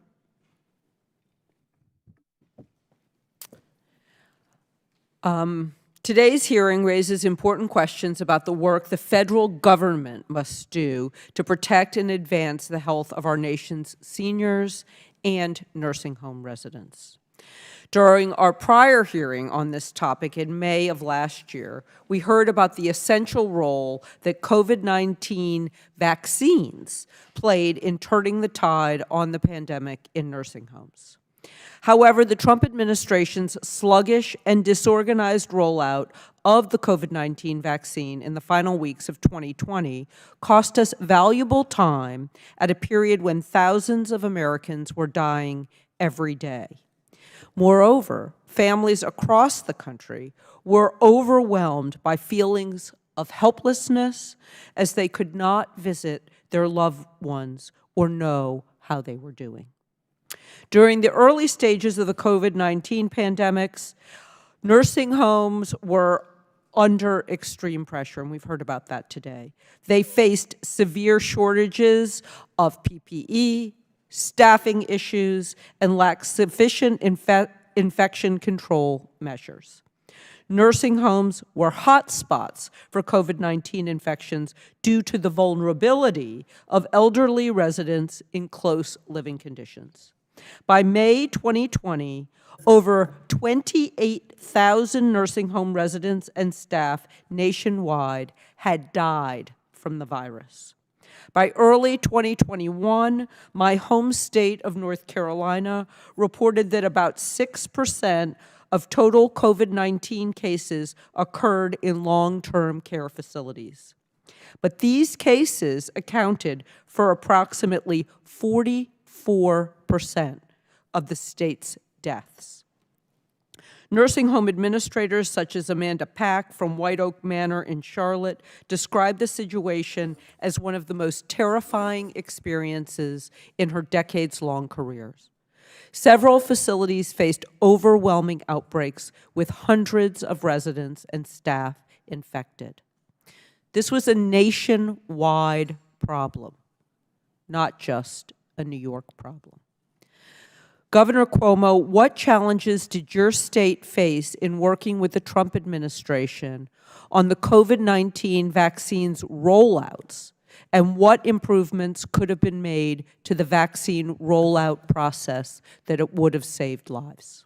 Congresswoman, thank you very much. The Congressman quoted me as saying, fire through dry grass. You didn't have to be a genius to understand that this was going to be a problem in nursing homes. The first experience was the Kirkland Nursing Home in Seattle, Washington, where 30 out of about 100 residents were COVID positive. So we knew exactly where it was going, and nothing was done. The first step is testing. You cannot do anything without testing. And in this case, the testing, first of all, the CDC insisted on doing testing themselves. They would not allow our state laboratory to do testing. Second of all, the CDC refused to use the WHO, which had already come up with a test that was developed in Germany. And Governor, I would like you to answer the question about the vaccines, because I have one more thing to do after you finish. The vaccine rollout was painfully slow. It was constant mismanagement and delay by the federal government. Thank you. Just last month, the Department of Health and Human Services Office of the Inspector General released a report highlighting the need for strengthened state survey and oversight activities to ensure that infection prevention requirements are appropriately followed. Mr. Chairman, I'd like to seek unanimous consent to enter this HHS OIG report into the hearing record. So ordered. I also want to point out that Dr. Ruiz's Safer Nursing Home Act is about the kind of forward-thinking work that this committee needs to do. I hope that it's a bipartisan bill. I hope that we can get it done before the end of this Congress, because going forward, sustained investment in these types of activities will help ensure that our nation's nursing homes are better equipped to respond to future infectious disease threats. And my hope is that this legislation can be a starting point. Thank you, and I yield back. I now recognize Ms. Lesko from Arizona for 5 minutes of questions. Thank you, Mr. Chairman. For the American people, I want to read the parts of the directive from March 25th, 2020 that you, Governor Cuomo, directed. It says, quote, "No resident shall be denied readmission or admission to the nursing home solely based on a confirmed or suspected diagnosis of COVID-19. Nursing homes are prohibited from requiring a hospitalized resident who is determined medically stable to be tested for COVID-19 prior to admission or readmission." Today, Governor Cuomo, you claimed that your nursing home directive was just following federal guidance. I find that hard to believe, sir, and let me tell you why. There was, on October 13, 2021, Dr. Deborah Birx, in a transcribed interview, was asked this question. On the bottom of page 4 of the CMS guidance, it gives guidance on how to return a resident diagnosed with COVID-19 back to their nursing home. And it says it should be done if a facility can follow CDC guidance for transmission-based precautions. First, what would those transmission-based precautions have been? Her answer: so that would require isolation and gowning, masking, and ensuring no contact with other residents. Then the question was, Administrator Verma, the CMS Administrator Verma, said under no circumstances should a hospital discharge a patient to a nursing home that is not prepared to take care of those patients' needs. Is that correct? Her answer: correct. Question: if we turn now to the New York guidance, meaning your directive, does that have the same qualifier of able to take CDC precautions as the CMS guidance required? Her answer: no. Question: So, would the March 25th directive have violated CMS guidance? Her answer, yes. Then, do you think admitting potentially positive COVID-19 nursing home residents back into the nursing home without the ability to quarantine or isolate them is dangerous and could lead to unnecessary deaths? Her answer, yeah. I think that's why the CDC guidance was very clear about precautions needed to protect them. And I think that's why CMS Administrator Seema Verma was proactively working on this infectious control guidance. Well, today, you also said it was up to the discretion of the nursing homes if they admitted COVID-sick patients. You said today that the patients weren't infectious. So my question to you, sir, how would the nursing homes know if the patient was infectious or had COVID-19 if your directive explicitly, let me quote, nursing homes are prohibited from requiring a hospitalized resident who is determined medically stable to be tested for COVID-19 prior to admission? Congressman, I understand the question. Here's the basic disconnect. This was an advisory. The Department of Health did 10, 12, 15 advisories a day, 400 in a couple of weeks. They did not substitute for the existing state law. And the state law remains in place. And the state law says on a nursing home, 41526, you cannot accept a person who you can't care for. 41519 says you must have an infection control plan in place. If the person has to be quarantined, contact precautions. Let me interrupt because I have 44 seconds left.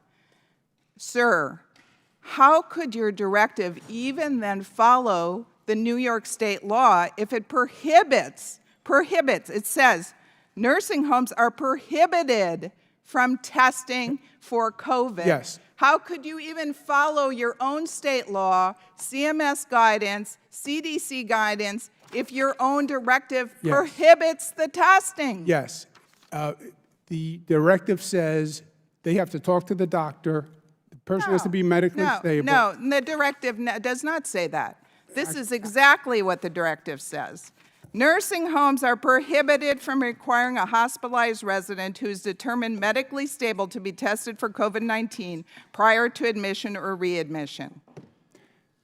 Sir, I'm sorry, but I find your testimony very, very hard to believe. It says hospital. I'm over time and I yield back. Time has expired. Now recognize Dr. Joyce from Pennsylvania for 5 minutes of questions. Thank you, Chairman Winship, for convening this important hearing. As this subcommittee has examined the U.S. response to COVID-19 pandemic, a disturbing trend has emerged. Public officials making decisions that were not based on science, but instead based on public perception and, even worse, political concerns. This became abundantly clear when Dr. Fauci appeared in front of this committee and testified that the 6 feet social distancing rule was not based on scientific evidence. In another example, in my home state of Pennsylvania, Pennsylvania Health Secretary Dr. Rachel Levine directed nursing homes to accept COVID-19 patients even as she moved her own mother out of a personal care home. These incidents have fractured the trust between the American people and public health officials, which will only hinder our ability to respond to future pandemics. Governor Cuomo, during the COVID-19 pandemic, you acknowledged the danger, and you reiterated that today, giving your quote, for nursing homes, you could have instead utilized the tremendous federal help that was offered to New York in order to help alleviate the strain on the hospital system. Governor Cuomo, rather than sending COVID-19 positive seniors back to nursing homes, why did you not work to have more patients directed to the temporary hospital at the Javits Convention Center? Yeah, Doctor, several quick points. Number one, there were no tests at the time for residents. Number two, The directive said you will speak to the hospital and get discharge instructions. The nursing home could say, if this person is possibly positive, I can't take them, period. It was totally in their discretion. But had the this state law was in temporary effect. hospital, had the Javits Convention Center been utilized for more nursing home patients to remain hospitalized rather than being sent back to nursing homes, in effect, ultimately causing those deaths, could you have prevented not only additional nursing home patient deaths, but the transfer of COVID to the healthcare professionals who ultimately were responsible for their care? We had facilities. Did you transfer patients? Did you authorize them to be transferred to the Yes, Javits Convention Center? We didn't even have to get there, because any nursing home that said, I can't take this person, we had alternative COVID hospital-only facilities. We had them all through the state. So a nursing home could say, I can't take this person, it may have COVID, I can't quarantine them, and we had other facilities for those people. That's why it wasn't just total discretion by the nursing home.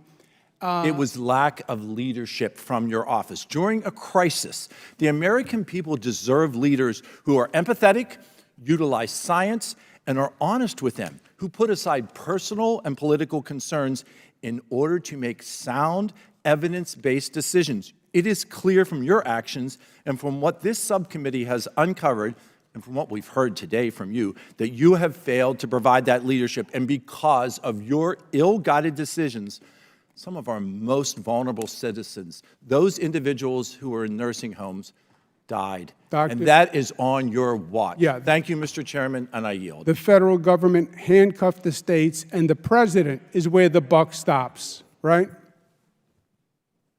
Gentleman yields back. I now recognize Ms. Green from Georgia for 5 minutes of questions. Thank you, Mr. Chairman. Mr. Cuomo, I'd like to remind you that you're under oath. You've said a lot today. In your opening statement, you attacked President Trump and his response. I'd also like to remind you of statements that you've said.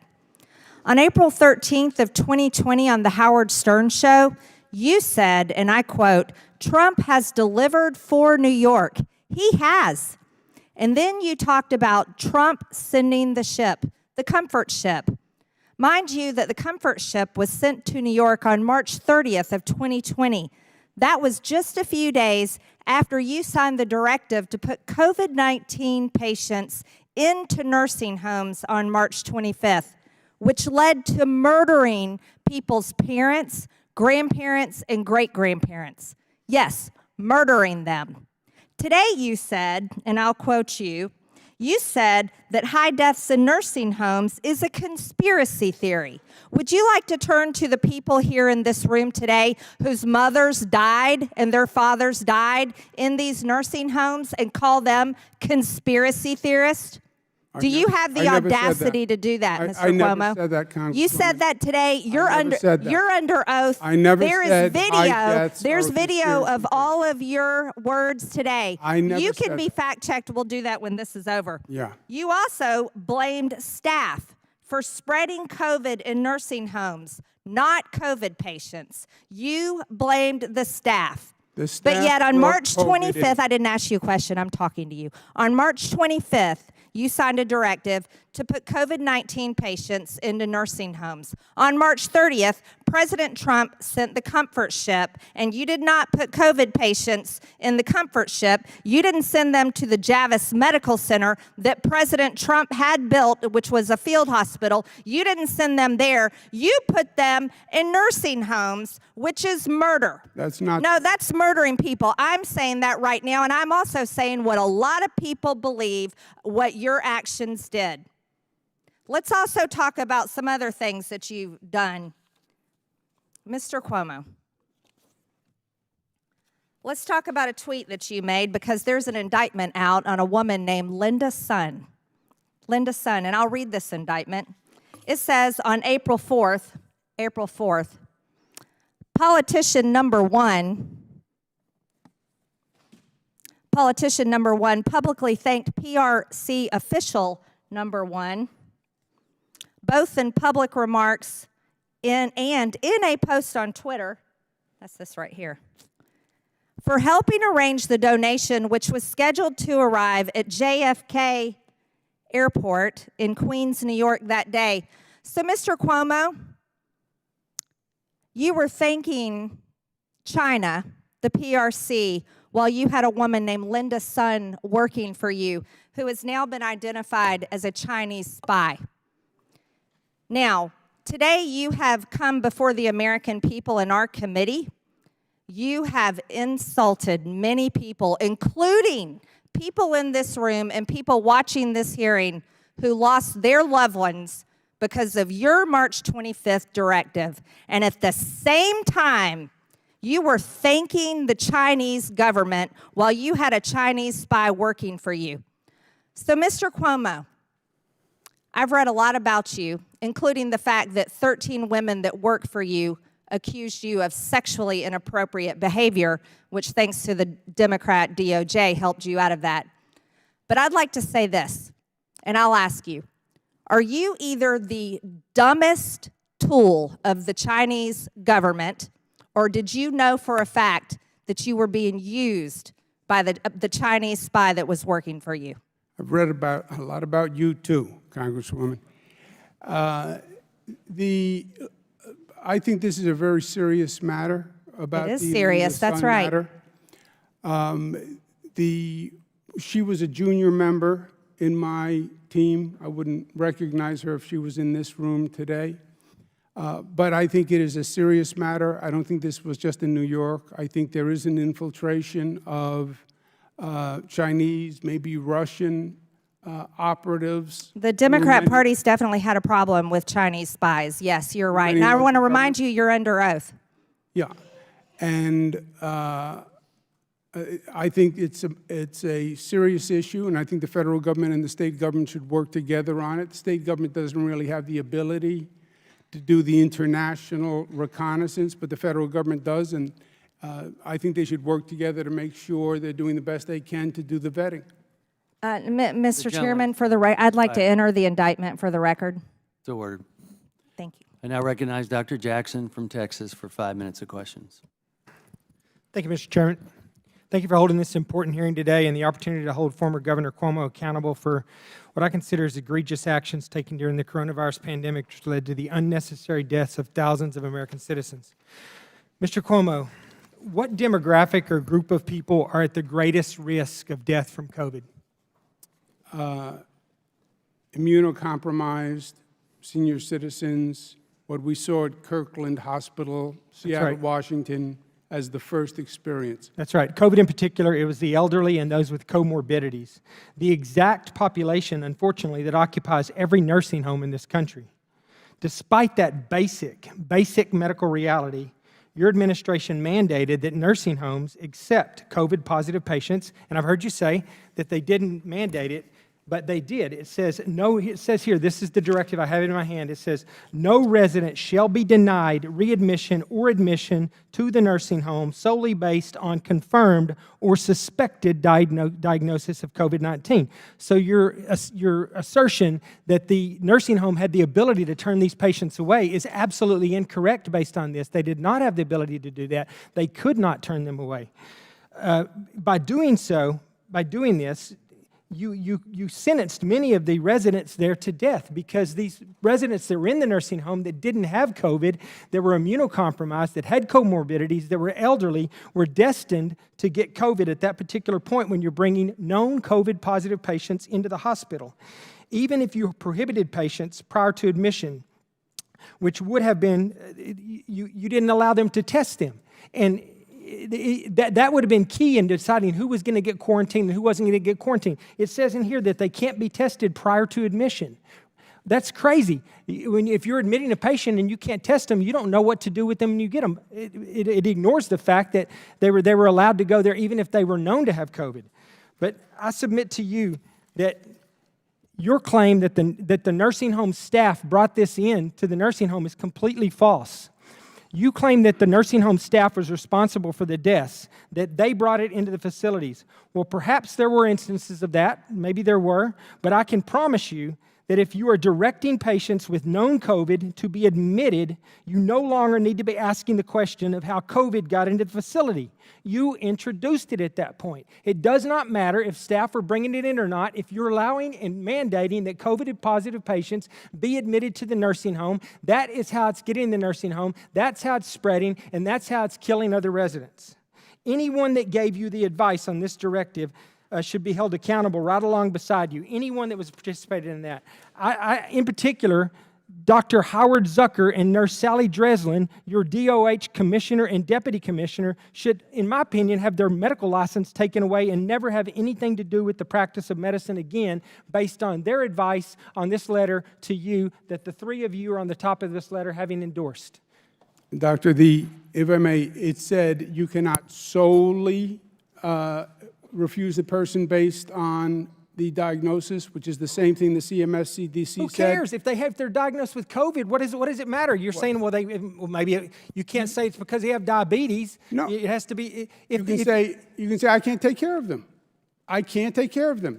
A nursing home had total discretion. I didn't have. So they would have to, if they had a patient that was coming from the hospital that was diagnosed as positive for COVID, and they had no other medical issues, and they were medically stable, which, by the way, has nothing to do with whether they're infectious or not, then the nursing home could turn them away at that particular point. That's not what the letter says. The letter says that they have to take them. I know, doctor. The advisory does not supersede the law. The law is very clear. The Attorney General said the law was in place. A nursing home shall only accept people for whom they can provide adequate care as determined by the nursing home. So if the nursing home says, I can't quarantine this person who may have COVID, that's it. No, but that's not what it says here. It specifically says that if they have COVID and that's all they have, they can't use that as a reason to not admit them. They have to admit them. That's what this letter says. No, it says you can't solely not admit them because of COVID-19, but you can say, I can't take care of them. I don't have the precautions. What's the difference? If you can't take care of them, you can't admit them.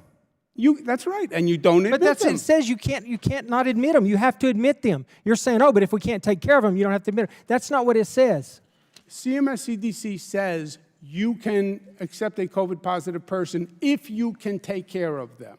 That's not what this says. This says you can't say no just because they have COVID-19, but you can say, I can't take care of them. I have no quarantine. So what if they say, I can't take care of them because they have COVID-19? They can't do that, according to this letter. Can. No, they can't. Look, and I agree with my colleague here, Ms. Green, that you had a perfect opportunity to put many of these patients into a safe environment on the hospital ship that had 1,000 beds, that was left in New York after not being used and being used less than 190 times. It could have been there. You could have put them all there, and you could have saved a lot of lives, but you didn't too. Now recognized, gentleman's time has expired. I now recognize Dr. McCormick from Georgia for 5 minutes of questions.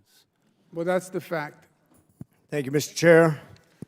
Appreciate this very important COVID hearing and your leadership on this topic. Mr. Cuomo, as you know, I'm an ER physician, served during the pandemic the entire time, seen patients. I understand the science, I understand the efforts. I don't think anybody maliciously wanted to hurt patients or kill anybody. However, I think we need to learn from our mistakes and admit where we went wrong. You just now said solely based on the confirmation or suspected diagnosis of COVID-19. But the very next sentence reads, the nursing homes are prohibited from requiring a hospitalized resident who is determined medically stable to be tested. So if you're not tested, how would you know if you, quote, can't take care of them, if you don't know if they're positive or negative? Doctor, I understand exactly what you're saying from the reading of the advisory. But again, it was just an advisory, and the law's in place. And okay, I'm not a lawyer, sir, but what I know is if I admit a patient to the hospital or to observation, I have to have a COVID test in order to know if I can take care of them and if I can quarantine them, if I can use PPE, if I'm going to spread it to one room to another, because I have to know what I'm dealing with. If you, as you say, prohibit a testing of a patient, you do not know what you're dealing with. You do not know if you can take care of them. So it's a dishonest argument to begin with. And that's not a question, that's a statement, sir. Yeah. So what I will say is this. When you say, when you basically force people to take tests in order to travel or to go into restaurants or put a mask on or whatever, the young, non-vulnerable population, but you don't allow a test on the most vulnerable population to go mix, where they are going to die. If we can't at least admit that was a mistake, if we can't say in my book that I write about being the governor of a state that had some questionable results on this COVID pandemic, then we're not going to learn from our lessons. And I just gotta wonder, did you make any mistakes? Oh, I made plenty of mistakes. You don't think this was a mistake? Looking back, the CMS, CDC, DOH will still defend this order? Prohibiting COVID testing before placing them in a nursing home is going to be defended? Well, there were not enough tests. There were no tests at this time. But wait a minute. I understand that you actually had your family tested. Were those tests not available for the patients going back into COVID? Those very tests that were tested on your family, young, healthy people, I assume, they weren't available for these people going into the highest risk patients? Just the way virtually every governor in this state. So basically what you're saying is we didn't have enough tests, but we used them for my family instead of the people who went to the high-risk community. No. And I just want to basically back up what was just said. Doctor, that comment, you're better than that comment. People who I might be in contact with took a test so I didn't get COVID. Just like when I went to see President Trump and they gave me a COVID test before I was allowed to see President Trump or his aides to make sure I didn't infect them. That was the protocol. Yeah, I just find it a little hypocritical when we don't have enough tests and we're talking about the highest risk population not being able to test, knowing that that's going to literally have an outcome, going to be the most succinct vector going into the most vulnerable population, and we're wasting it on people that literally don't need to be tested and we don't test the very people that are at highest risk. And I would just like to say, we have family members right here, right now, that lost their relatives because of that decision, which I think was wrong. I think it's okay to admit that it was wrong. I think you should admit that it's wrong, and I think you would come off a lot better to those families if you just turn around and just apologize to those families and say, I'm sorry, it was a bad decision. Doctor, again, the law supersedes the advisory. The advisory is saying you talk to the people in the hospital. If the hospital discharge people say, I think this person might have COVID, the nursing home says, I won't take the person. You know what, I'm just going to say I'm sorry. I'll say it. I'm sorry your families were exposed to COVID because people were put in the nursing homes that weren't tested because there weren't enough testing facilities or enough because we were testing young, healthy people instead of the most vulnerable population getting mixed. I'm sorry, and with that, I yield. I would now like to yield to Ranking Member Ruiz for a closing statement if he would like one.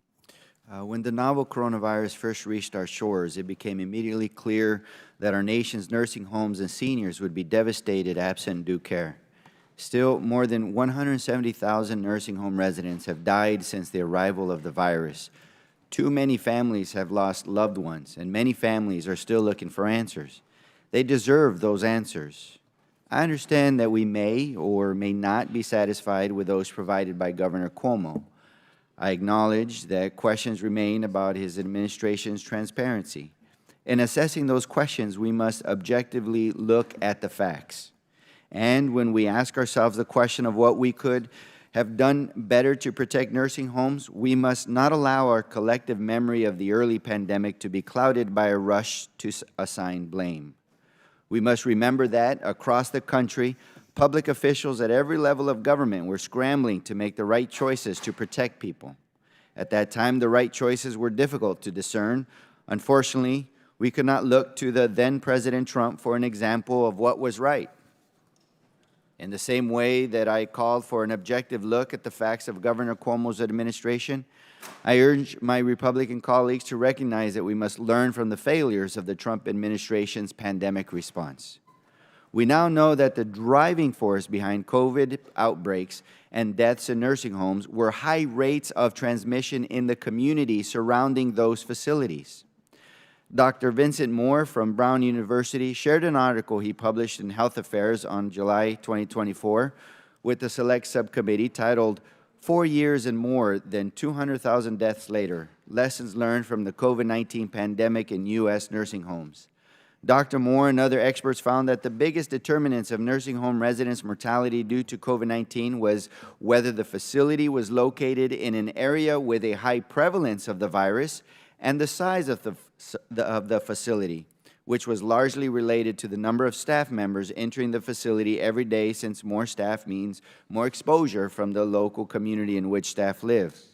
Mr. Chairman, I ask that Dr. Moore's letter and attached article be entered into the record. Without objection. We also know that the Trump administration oversaw inexcusable shortages of PPE and delays in creating a testing protocol that exacerbated spread within communities and ultimately into nursing homes. The Biden-Harris administration lifted our nation out of the chaos of the previous administration and has given us the opportunity to look back and learn in preparation for future pandemics. With that opportunity, I'm proud to have announced earlier in today's hearing legislation that would strengthen infection control and prevention efforts in our nursing homes. And I became the ranking member of the Select Subcommittee with the intention to strengthen our nation's preparedness for future pandemics and save future lives. There's more work to do, and if we work together, I believe that we can do it. With that, I yield back. Closing, I'd like to thank former Governor Cuomo for coming here today to testify. I have to say I'm disappointed that before today's hearing even began, you chose to basically flout the rules of this committee and only provided your opening statement just before the start of this proceeding rather than the 24 hours in advance as required and as every other witness has done. Today's hearing was held to learn about New York's COVID-19 pandemic response and its nursing home policies for the betterment of the future, for the betterment of the country. This whole committee has been dedicated to say what did we do right, what did we do wrong, how can we be more prepared for the next time. But it seems that you instead prepared for a trial. This isn't a trial. And declined to participate in discussion of what happened and how we could do better. That's been my goal. And you can see that through all the previous hearings that we've had. You chose to provide 300 pages, basically of excuses just before you walked in the door and blame the former president for your policy failures. I have not mentioned political party one time through this entire time with this committee. Not one time. We've talked about actions taken, but we haven't mentioned political party. It appears there's to be no soul-searching from you, Governor. I'm sorry. No self-critique of what could have been done better and improved upon. Just doubling down, blaming others. I said in my opening statement that there's things that I thought that didn't ring true. I've admitted to them. It's about looking at those things and how we can get better. But if your testimony is to be believed, we might have to just suspend reality. It would require the governor of New York not to be responsible for his own state's health department and for the fault to lie instead with the former president for policies implemented by the governor and contrary to federal guidance, the president released. It's a stunning story. I'm more concerned about what I heard today. This hearing was an opportunity to learn about our COVID-19 response and how we can improve future responses. I want you to understand that. That is our goal. There's no convictions here. This is about trying to be better in the future so that some of the people sitting right here today who lost loved ones in the nursing homes don't have to experience that again. That's what we're after.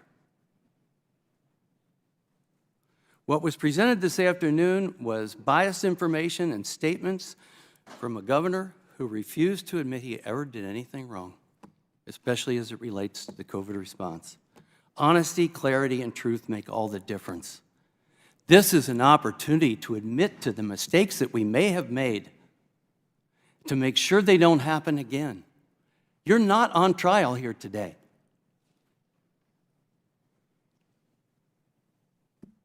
I thought the virus would dissipate in the summer. Why? Because most coronaviruses do. They dissipate, especially in the warmer weather. Experts said that may happen. Afterwards, I said, well, we were wrong. We admitted we were wrong. That's how it's supposed to work. But see, former governor, the buck is supposed to stop with you in your state. And I'm deeply skeptical of the abdication of responsibility onto others that we have witnessed, not only here, but publicly. No threats and no intimidation tactics will change the facts. We lost a lot of people in this country. It's not time to play politics. Your Department of Health released guidance on March 25th, 2020, that nursing homes must comply, that no resident shall be denied readmission or admission, and that nursing homes are prohibited from requiring residents to be tested prior to admission.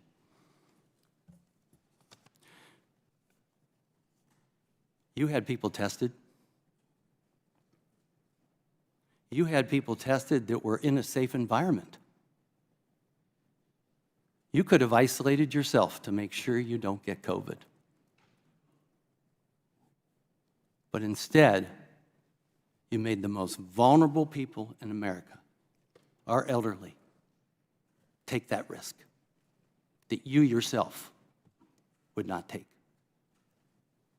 to make sure that you got tested. You knew about all the directives. You chose to leave it in place, even after becoming aware of its existence. And it was only after pressure mounted and public scrutiny increased that you realized you needed to change course and cover your tracks. Much too late. The facts were in. Other people understood it, recognized it, made changes. You even admitted that the directive was only rescinded in response to public criticism and public relations. Wow. Wow. So you come up with the July 6th report, you changed how you counted nursing home deaths, you made a deliberate decision to exclude certain nursing home-related COVID-19 deaths from mortality rates, and you worked on getting your story straight, literally. The responsibility was always somebody else's. When you're governor, when you become a celebrity because of your advice on this matter, it becomes your responsibility. You were, after all, the love gov. Mr. Cuomo's spokesperson basically claimed that our select report was cherry-picking testimony and conclusions not supported by evidence or reality. We've released all the transcripts, word for word. We're letting Americans see the facts. I can't say we're getting all the facts out of the New York government. We're letting Americans see the facts as we've gathered them, and no matter how much you and your team attempt to obfuscate and demean, it does not change the tragic reality of what happened in New York. We shouldn't need subpoenas to obtain information that already belongs to the public. I want to take a moment to apologize to the friends and family of the victims. Your loved ones will be remembered. And I'm sorry for what they've endured, especially if it was preventable. You're brave for continuing to fight. New Yorkers and America deserve better. With that, without objection, all members will have 5 legislative days within which to submit materials and to submit additional written questions for the witnesses, which will be forwarded to the witnesses for their response. If there's no further business, without objection, the Select Subcommittee stands adjourned.